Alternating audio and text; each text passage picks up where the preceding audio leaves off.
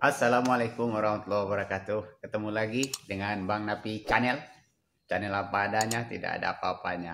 Teman-teman, 2-3 hari ini kita disibukkan dengan berita-berita nyentrik, mulai dari Mbak Im Wong yang memarahi seorang bapak tua yang mohon bantuan untuk dibeli barang dagangannya, dan ternyata ini membuat heboh jagat maya, sehingga respon publik memberikan semacam efek kejut untuk unsubscribe untuk tidak mengikuti kanal YouTube yang dia bangun sejak lama. Jadi sudah mulai ada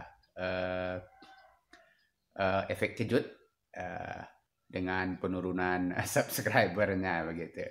Lalu dimanfaatkan kondisi itu oleh ya masing-masing pihak yang berlawanan.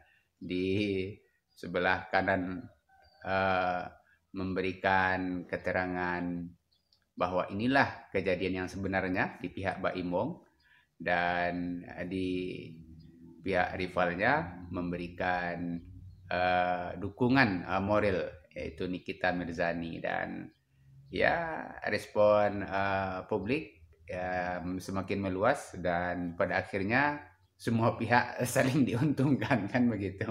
Dan ya netizen cerdas mesti hati-hati mengambil posisi untuk tidak menonton tayangan-tayangan anfaedah seperti itu, baik yang ditayangkan oleh Mbak Imong, yang ditayangkan oleh Nikita Mirzani, ataupun pihak-pihak yang memanfaatkan situasi itu. Jadi eksploitasi kemiskinan itu sudah barang yang basi begitu ya, karena memang ini warisan kolonial mengeksploitasi orang-orang miskin untuk mendongkrak popularitasnya, dan itu sangat menyedihkan sekali bagi kita.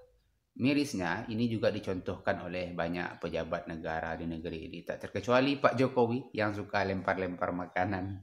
Lalu teman-teman, ada ribut-ribut soal Risma kembali marah-marah. Mensos Risma kembali marah-marah. Kemarin terjadi di Lombok Timur. Selanjutnya di klarifikasi dengan berbagai narasi bahwa memang kebiasaan marah-marah Risma itu sudah terjadi sejak di rumah. Ini dijelaskan sendiri oleh anak kandung beliau bahwa ya kebiasaan Risma di rumah juga marah-marah, tidak hanya di tempat kerjanya saja begitu.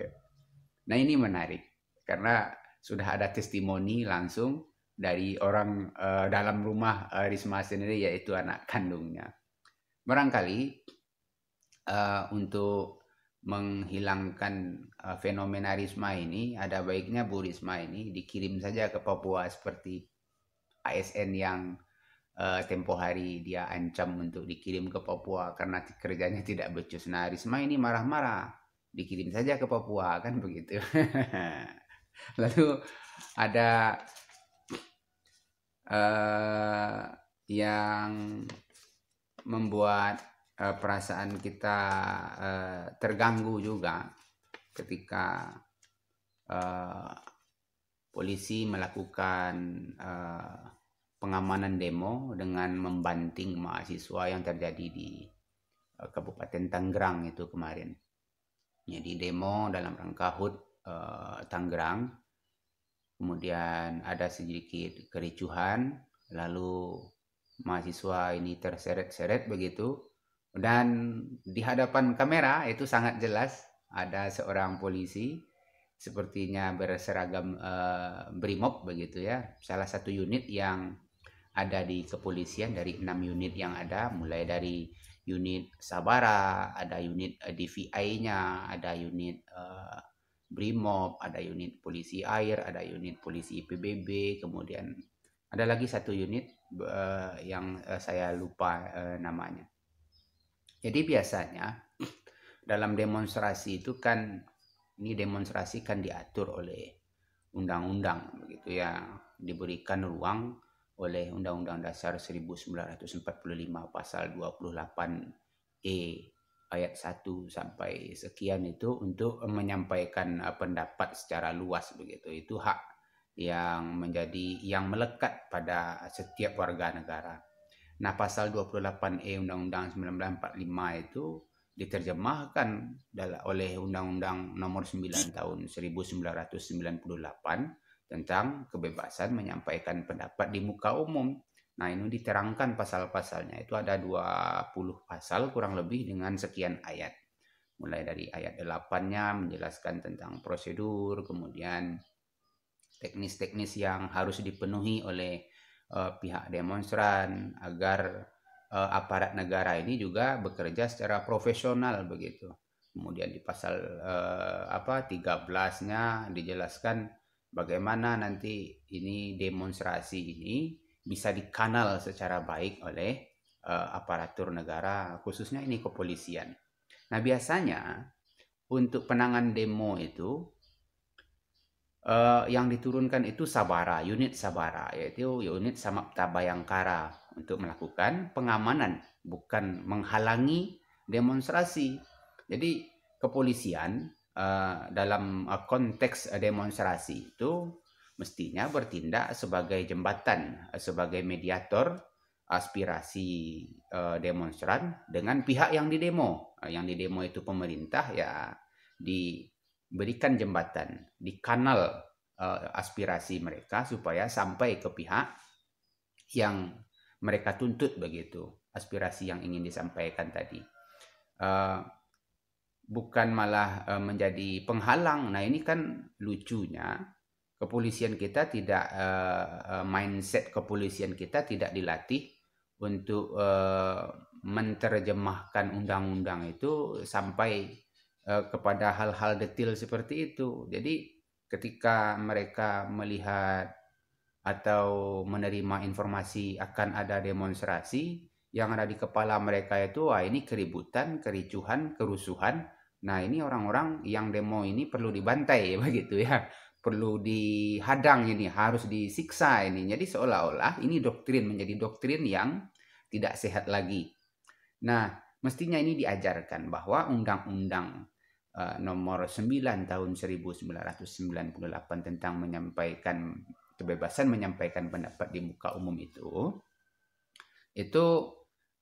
ada hak dan kewajiban yang harus dipenuhi oleh masing-masing pihak, yaitu pihak demonstran, kemudian dan pihak kepolisian. Jadi pihak demonstran itu dalam undang-undang itu diatur untuk memberitahukan jadwal demonya, untuk memberitahukan jumlah masa demonya, kemudian memberitahukan siapa penanggung jawab demonya. Nah, sehingga itu diatur, kalau dalam pasal itu diatur ya minimal 3 kali 24 jam sebelum demonstrasi itu akan dilaksanakan, dan selambat-lambatnya 24 jam sebelum demonstrasi terjadi itu kepolisian sudah menyiapkan jalur mana yang akan dipakai, langkah-langkah pengamanan seperti apa yang akan dilakukan, bukan malah menghambat, bukan malah menghalangi.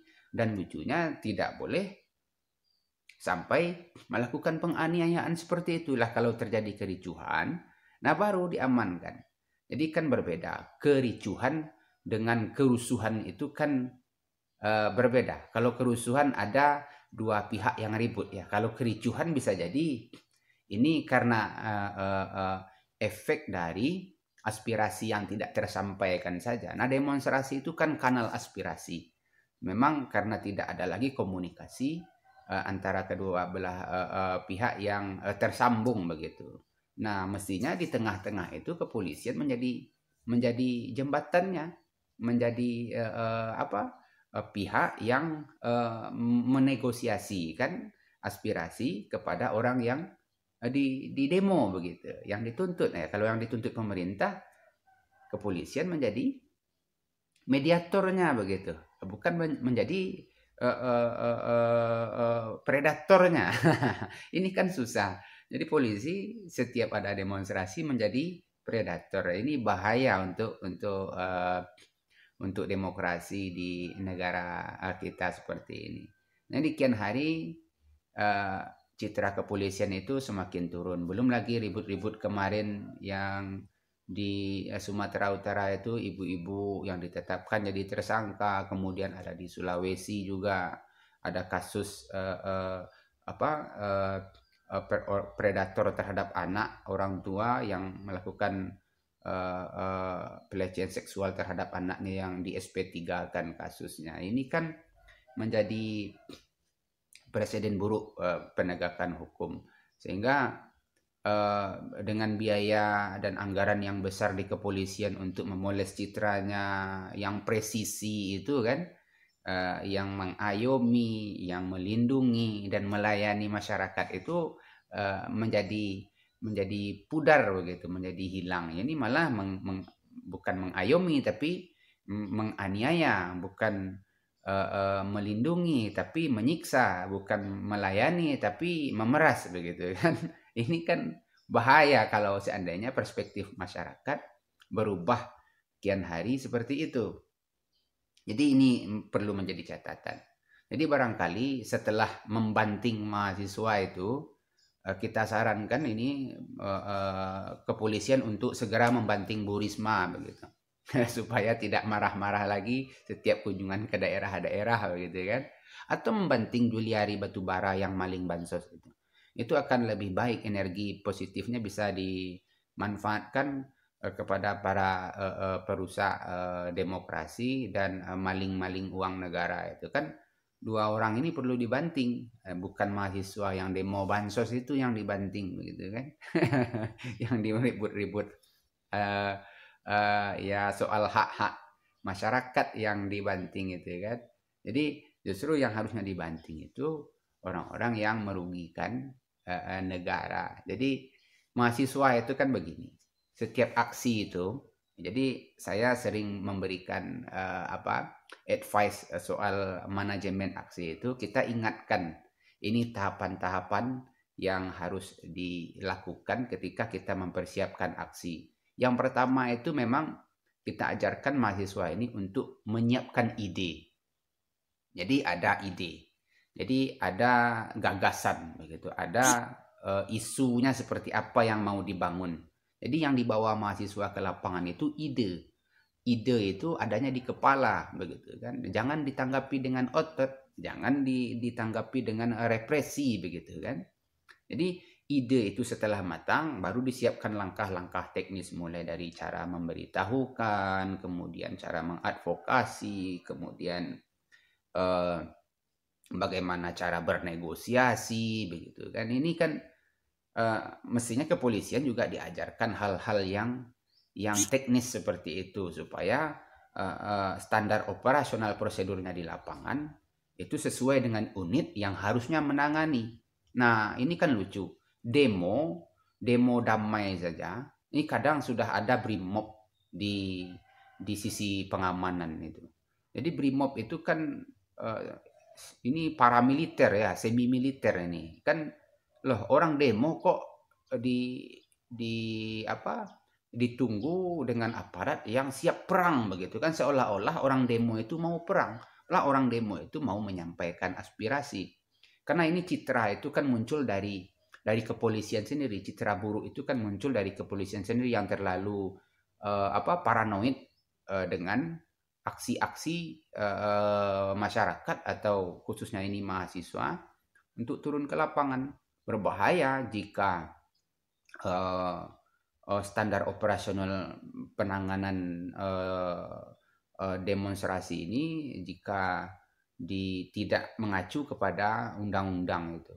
Nah, ini kan akan merugikan kepolisian sendiri. Jadi sering-sering sebetulnya yang kita ingatkan, kalau hal-hal seperti ini berlangsung terus, maka ya tidak akan pernah kepolisian mendapatkan hati di masyarakat, karena sebagai pelayan sebagai aparatur sipil ya, mereka kan tentara sipil begitu ya. Jadi separuh militer, separuh sipil kan, berbeda dengan TNI yang murni tentaranya.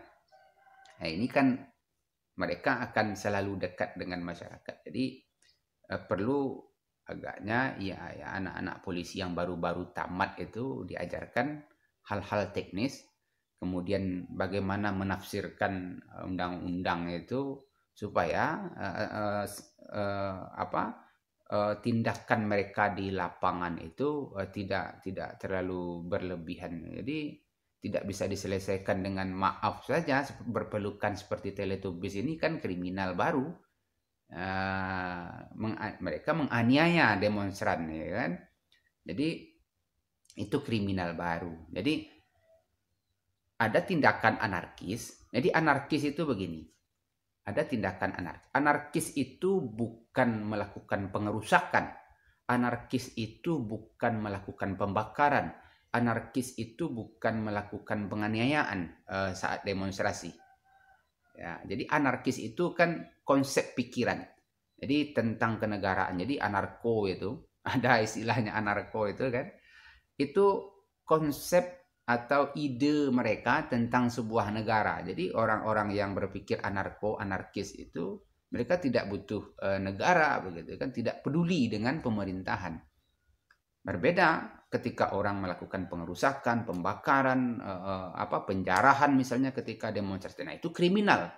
Ya, jadi anarkis dengan kriminal jauh. Jadi anarkis itu dalam tataran pikiran. Jadi ide. Jadi di levelnya level ide. Kalau kriminal itu ditindakan. Nah, ini tidak paham kepolisian hal-hal yang seperti itu. Ketika melihat mahasiswa itu berteriak-teriak, melonjak-lonjak menyampaikan aspirasinya, bisa jadi mungkin menggebuk-gebuk podiumnya ketika berorasi begitu kan, sudah dianggap itu tindakan provokasi dan anarkis. Nah ini ini terlalu paranoid, sehingga ya hal-hal seperti ini seharusnya tidak perlu terjadi supaya citra pemerintahan Pak Jokowi juga tidak turun dengan kelakuan para oknum kepolisian yang bekerja di lapangan ini. Barangkali demikian teman-teman. Assalamualaikum warahmatullahi wabarakatuh.